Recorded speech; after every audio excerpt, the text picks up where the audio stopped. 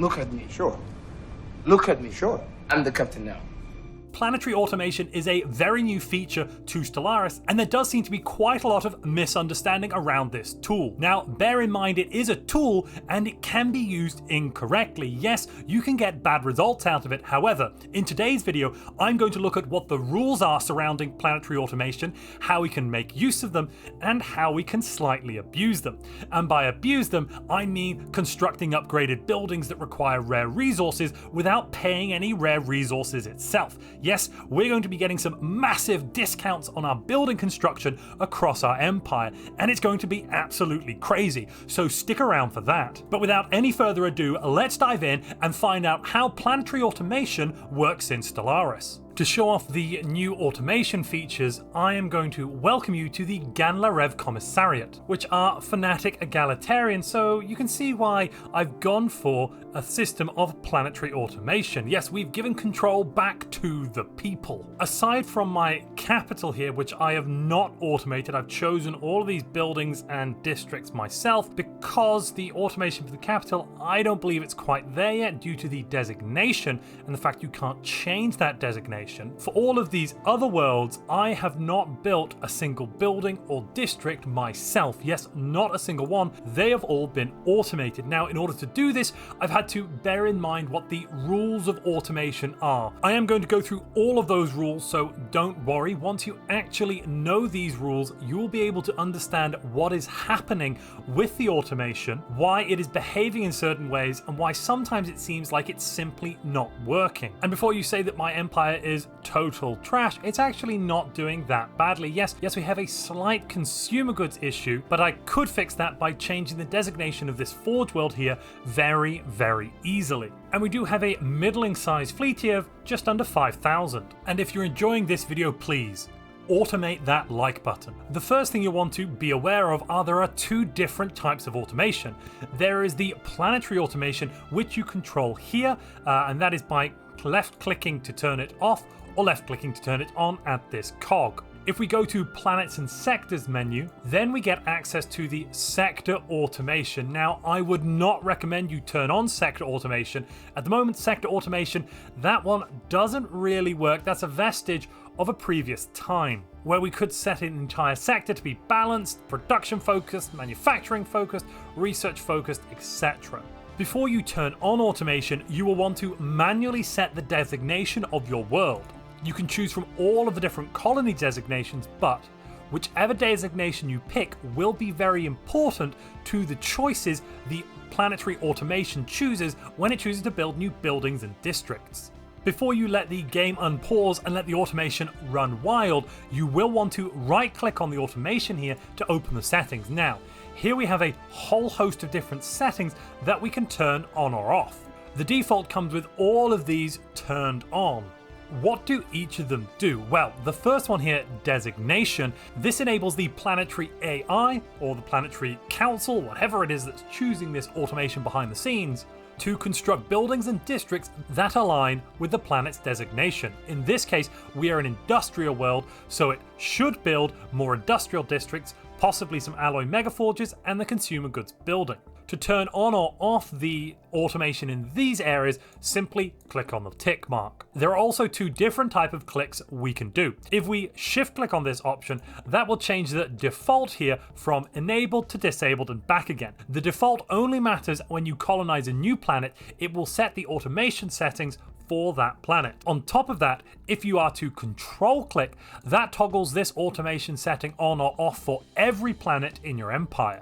Enabling upgrade buildings means that the colony will automatically upgrade your buildings, and this will have priority over constructing new buildings. Remember this setting because we will come back a little later to see how it could be slightly abused.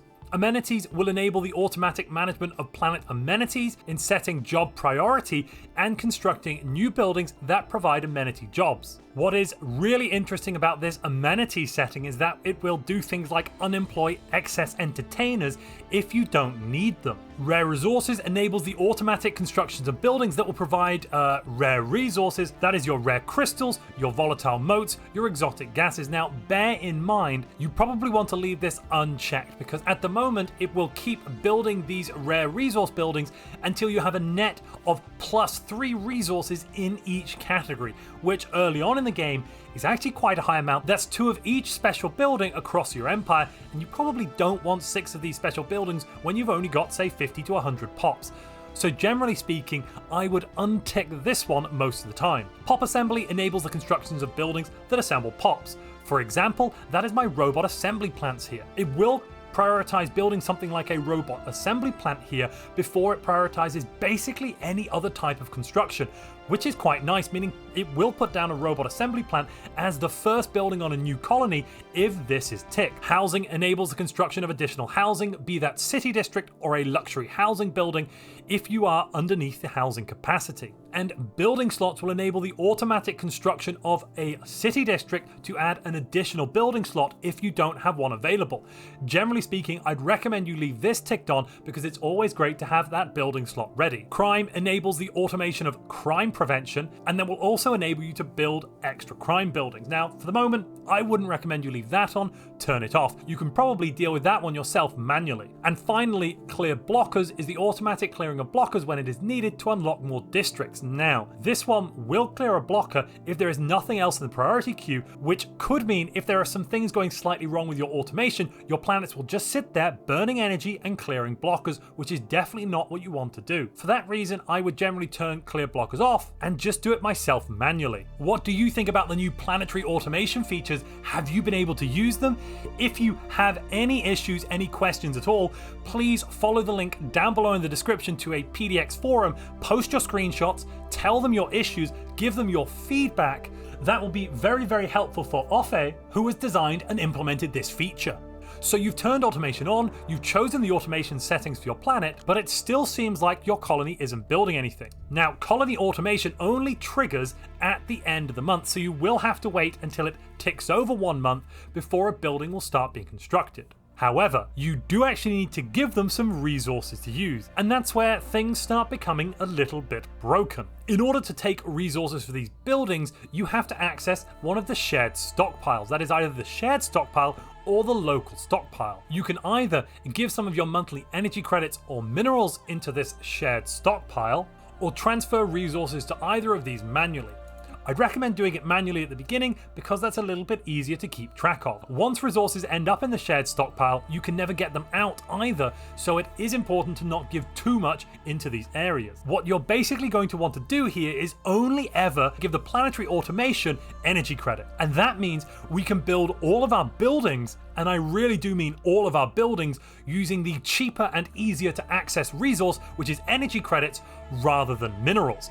We still want mineral income, we will still need mineral income. That is for the upkeep on things like our metallurgist, artificer, or any of our rare resource producers, which will take mineral upkeep. And on top of that, you probably will want to build the occasional building or district manually with some minerals, so it's good to have some around. But otherwise, you might as well let the AI build buildings with your energy credits because it is much, much cheaper.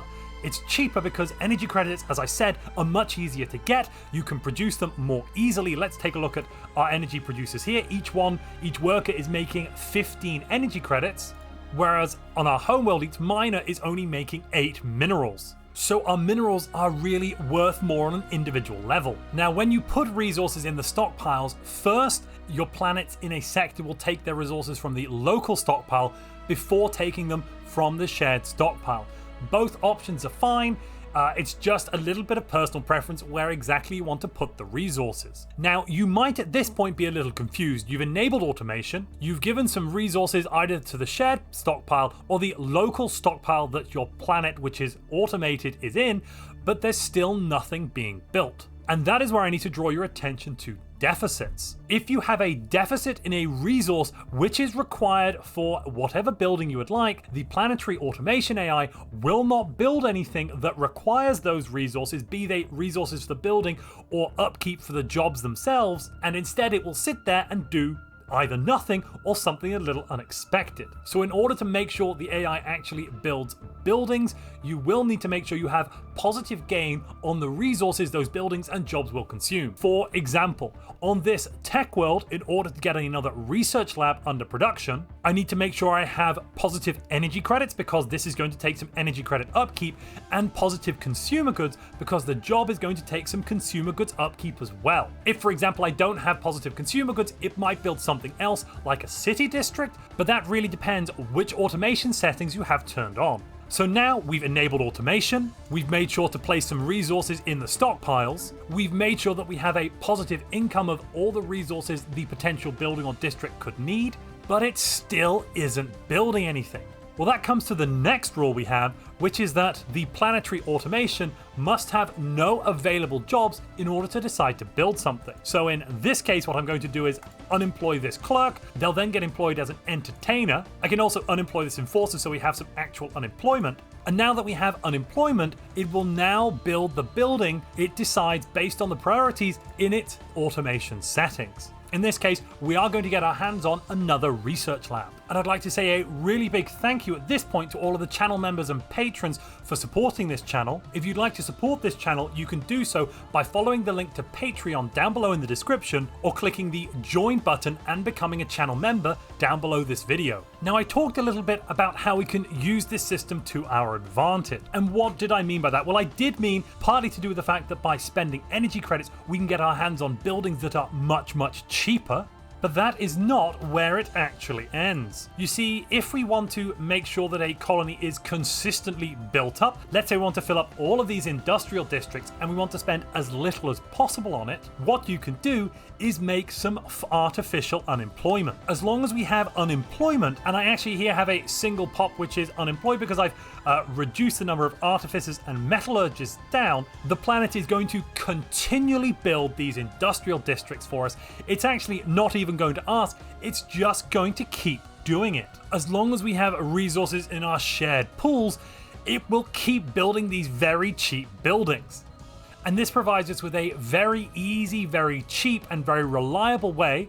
If we maintain, for instance, just the designation setting here, I can keep pumping out industrial districts as long as resources stay in, as long as I keep getting the right amount of resources. And this provides me with a really easy and convenient way to build up a planet. But there is one step further we can actually go here, and that is the construction of buildings that require rare resources. So here I have a planet which is about to have a reassembled ship center upgraded.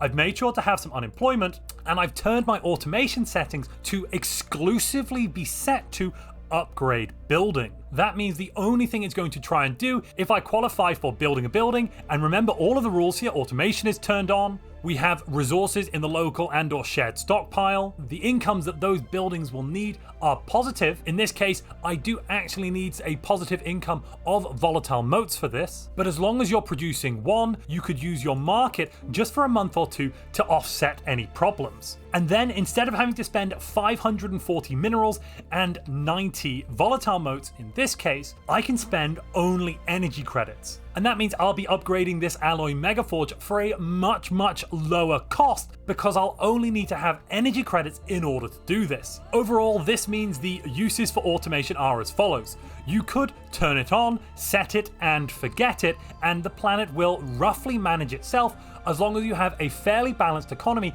and you don't have resource deficits. Otherwise, you could use it for a short amount of time to push down a single designation and build all of the districts if you wanted to, or anything like that, to build all of the districts or as many districts as your actual unemployment is necessary for, and then come back to the planet every now and then to change either these settings around or to build additional buildings like hollow theaters or rare resource buildings, and just have a general balance between some automation and some micromanagement, or you could come to a planet and only turn it on for the specific purpose of building a building much cheaper.